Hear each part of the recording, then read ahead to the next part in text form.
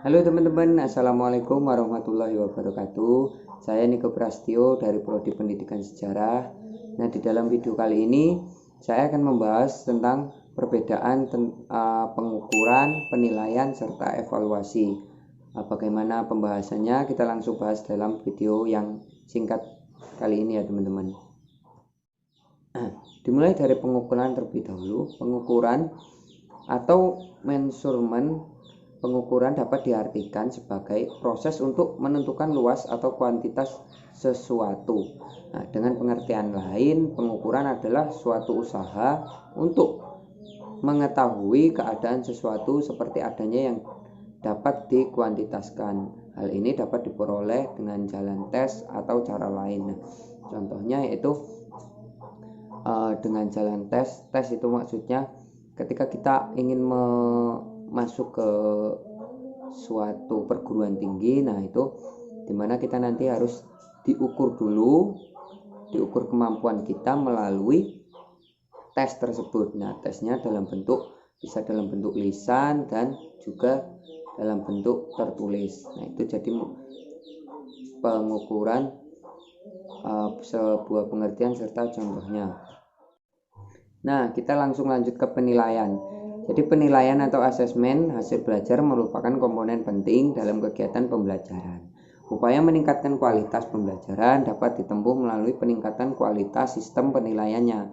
Penilaian dalam konteks hasil belajar dapat diartikan sebagai kegiatan menafsirkan data hasil pengukuran tentang kecakapan yang dimiliki siswa setelah mengikuti kegiatan pembelajaran. Nah, beda dari pengukuran tadi itu jelas beda. Kalau pengukuran itu dia memulainya dari awal, dan jika penilaian ini berada di tengah-tengahnya, seperti contohnya itu setelah siswa mengikuti proses pembelajaran, maka proses selanjutnya yaitu adalah penilaian. Bagaimana kita bisa menilai siswa itu seberapa aktifnya siswa atau seberapa pahamnya siswa dalam mengikuti pembelajaran atau bahkan mengikuti tes yang telah diberikan oleh seorang guru. Jadi penilaian itu bisa diartikan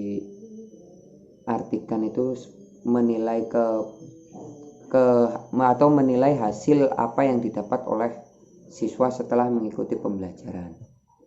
Nah, di dalam penilaian ini, dalam proses pembelajaran perlu diarahkan pada 4 hal, yaitu yang pertama penelusuran, yang kedua pengecekan, yang ketiga pencarian, yang keempat itu penyimpulan.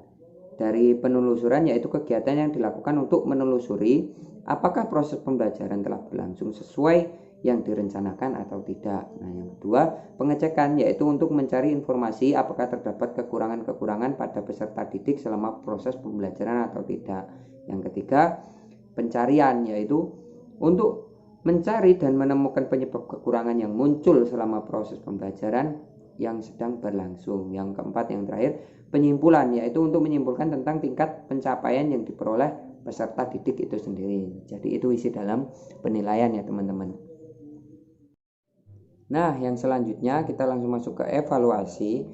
Evaluasi menurut pengertian bahasa sendiri, evaluasi berasal dari bahasa Inggris ya teman-teman, yang artinya evaluation atau yang berarti penilaian atau penaksiran. Nah, sedangkan menurut pengertian istilah, evaluasi merupakan kegiatan yang terencana untuk mengetahui keadaan sesuatu objek dengan tolak ukur untuk memperoleh kesimpulan. Evaluasi bukan sekedar menilai sesuatu aktivitas secara terencana, sistematik, dan terarah berdasarkan atas tujuan yang jelas. Nah, contohnya setelah kita melakukan tes pengukuran tadi dan sudah melakukan penilaian, nah maka langkah selanjutnya yaitu evaluasi. Bisa dilihat dari namanya sendiri yaitu evaluasi. Jadi mengevaluasi semua yang telah berjalan dengan sesuai rencana. Jadi setelah kita menilai, kita harus yang terakhir itu harus mengevaluasi bagaimana nilai anak tersebut bagus dan nantinya dievaluasi nanti bisa lulus atau bisa naik kelas atau tidak. Nah, itu nanti perlu dievaluasi dengan jelas lagi. Jadi seperti itu evaluasi. Nah, jadi itu tadi teman-teman sedikit penjelasan dari saya tentang perbedaan apa itu pengukuran, evaluasi, serta penilaian. Mungkin banyak sekali kekurangan dari saya. Saya mohon ampun kepada Allah Subhanahu wa Ta'ala, dan saya meminta maaf kepada Bapak Kuswono serta teman-teman semua. Marhaban ya Ramadan.